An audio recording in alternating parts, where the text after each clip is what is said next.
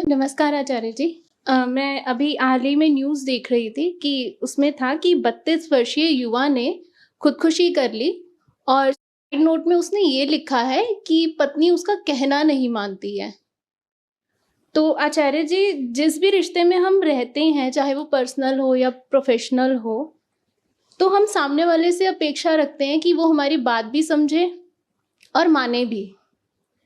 तो जो नहीं मानता तो उसके लिए गुस्सा तो बहुत आता है। तो क्वेश्चन मेरा इसमें ये है कि हम बात मनवाना ही क्यों चाहते हैं और किसकी बात मनवाने योग्य है और फिर इस गुस्से का क्या करें। और मुझे लगता है कि हम जो आपस में लड़ाइयाँ करते हैं इसका संबंध भी हमारे लो आईक्यू से ही है। हम पूरी दुनिया से अपनी बात मनवाना चाहते हैं। अब पूरी दुनिया हमारी बात मानेगी नहीं तो जिस पे हमारा हक चलता है उसको धर दबोचते हैं कि कम से कम तू मेरी बात मान। किस पर हक चलता है? पत्नी पर चलता है, पति पर चलता है और सबसे ज्यादा अपने बच्चों पर चलता है। बात यह नहीं है कि हमें सिर्फ बच्चों से या पत्नी से अपनी बात मनवानी है, बात तो हमें पूरी दुनिया से अपनी मनवानी है। मनवानी है कि नहीं? जहां कामना होती है वहां क्रोध, फ्रस्ट्रेशन, कुंठा, निराशा ये होते ही होते हैं। आप बाजारों से गुजरते हो, आपके बस में होता तो आपने कोई भी चीज छोड़ दी होती क्या? बाजार में सब बांध ली होती, ठीक है ना? वो तो बस नहीं चलता। आपने गाड़ी खरीदी है 10 लाख की, हैचबैक। क्या ऐसा है कि आपको 2 करोड़ वाली जो गाड़ी थी वो पसंद नहीं आ रही थी? नहीं नहीं, चाहिए नहीं, बेकार, हटाओ। ऐसा है क्या? बस नहीं चलता। चाहते तो हम यही हैं कि पूरी दुनिया पर बस चले, पर कुछ कर नहीं सकते। जिस डीलरशिप में गए हो 10 लाख की ले रहे हो सकता है उसी के पास 2 करोड़ की भी पड़ी हो, पर बस नहीं चलता। 2 करोड़ वाली पे हाथ रखोगे तो झिड़क देगा।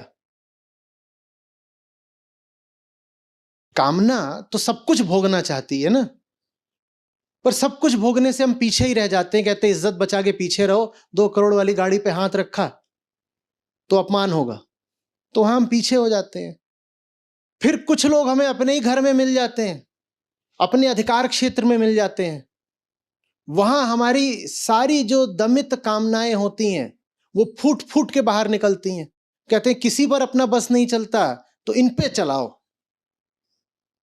इन पे चलाओ। रिश्तों का मतलब ही यही है, किसी ऐसे को पकड़ लो जिसपे अब अपनी कामनाओं का जोर चला सकते हो। पति को क्या सिर्फ अपनी पत्नी को ही भोगना है? उसे दुनिया की हर स्त्री को भोगना है। हो सकता है यही बात स्त्री पर भी लागू होती हो, पर बस नहीं चलता।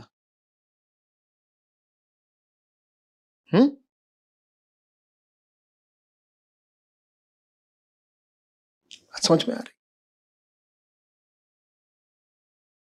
जब आदमी खुद से असंतुष्ट होता है ना, तो वो पूरी दुनिया को भोग लेना चाहता है, इसी उम्मीद में कि कुछ ना कुछ तो ऐसा होगा जिसको भोग करके ठंडक मिल जाएगी। एक इंसान है, मैं हूं, और मेरे भीतर ही भट्टी जल रही है, बिल्कुल आग लगी हुई है। भीतर देखने वाली मेरी आंख नहीं, मुझे पता ही नहीं कि भीतर आग लगी क्यों हुई है। तो जो कुछ भी मेरे सामने आता है, इच्छा तो यही होती है कि इसको भोग लो, पर हर चीज को भोग नहीं सकते क्योंकि वहां कोई बैठा है डंडा लेकर के, भोगने जाओगे तो पीट देगा। ठीक यही है ना, दुनिया में दंड का विधान इसीलिए है, पुलिस की जरूरत इसीलिए है। पुलिस ना हो तो हर आदमी हर चीज भोगने निकल पड़े। अपने पड़ोसी घर में घुस जाओ, उसका माल उठा लाओ। सड़क पर जा रहे हो, रास्ते में दुकान दिखेगी, उसका माल अपने अंदर। तो दंड विधान की, पुलिस की, न्याय व्यवस्था की जरूरत ही इसीलिए पड़ती है क्योंकि सब में आत्म अज्ञान है। भीतर आग लगी हुई है और हम कुछ जानते नहीं कि क्या जल रहा है और क्यों जल रहा है।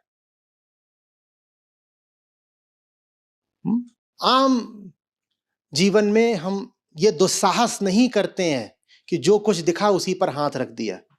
हाथ रखोगे तो पीटे जाओगे।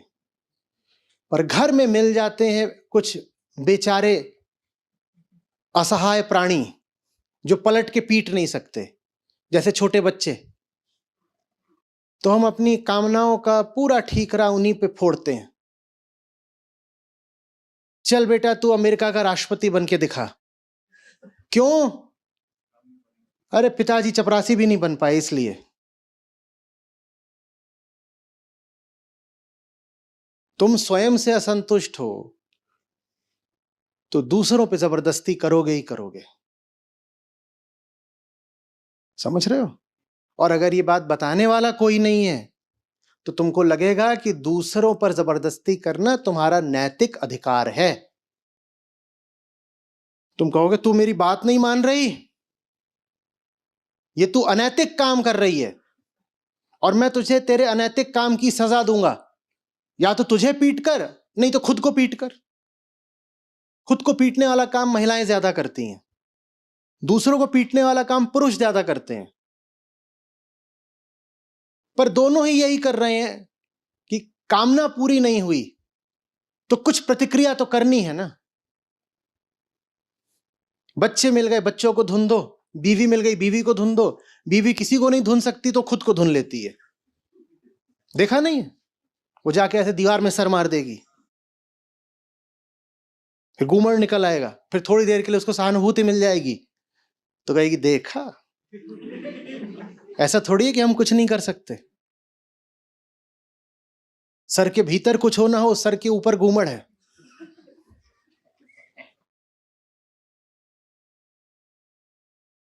ये होता है कि नहीं होता है? या मैं कथा सुना रहा हूं?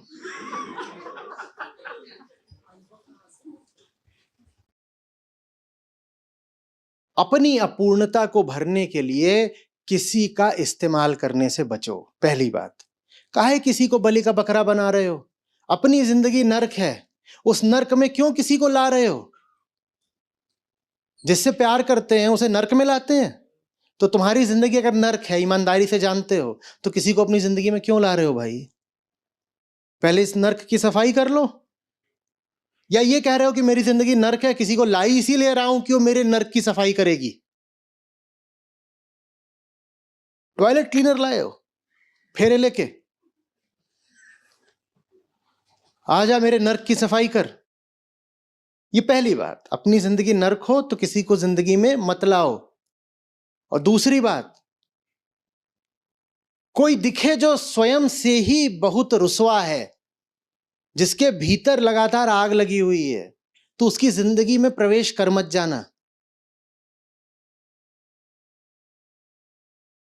जो जबरदस्त भीतर कामनाएं आकांक्षाएं रखे हुए है, वो अपनी कामना की आग में तुम्हें भी भूनेगा। बस उसकी जिंदगी में घुस मत जाना ये कह के कि नहीं नहीं, you know that chap is very driven, very ambitious, I tell you, he'll go places.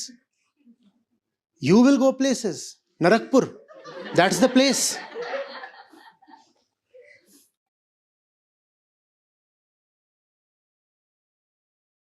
लड़कियां खास तौर पे बड़ी इंप्रेस्ड होती हैं। You know, I met, you know, really a go getter. वो रुकेगा ही नहीं। वो दलाल स्ट्रीट तो छोड़ दो, वॉल स्ट्रीट से पहले नहीं रुकेगा वो। भाई वो भूखा है। कुत्ता देखा है भूखा, उसकी जीभ निकली थी, उसकी जिंदगी में घुस रही हो ये बोल के कि ड्रिवन है, गो गेटर है, एम्बिशियस है, पता नहीं क्या है। Yes, he is driven and he'll drive all over you.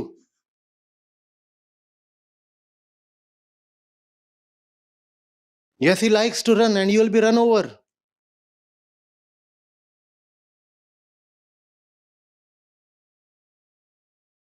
लिंग आप पलट सकते हो। Same applies to she also.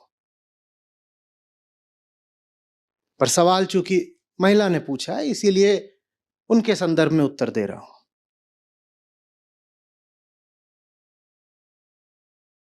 अपना मैला साफ करने के लिए जिंदगी में किसी को नहीं लाया जाता। घर में तो मेहमान को तब लाते हैं जब घर पहले ही साफ कर लेते हैं, है ना। बोलो कि कोई प्रेमी है, उसको घर में ला रहे हो और उसको बोल रहे हो झाड़ू, वो अंदर घुसा दरवाजा खोल के और तुरंत बोल रहे ये झाड़ू लो, ये पोछा लो।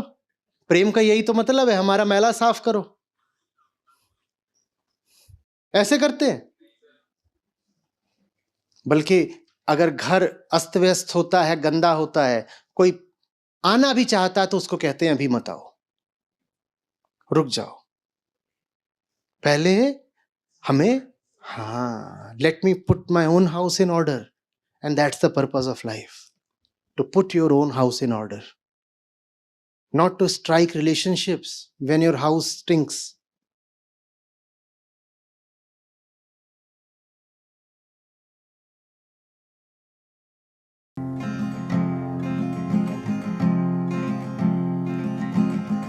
सूरा सोई सराहे लड़े मुक्ति के हे,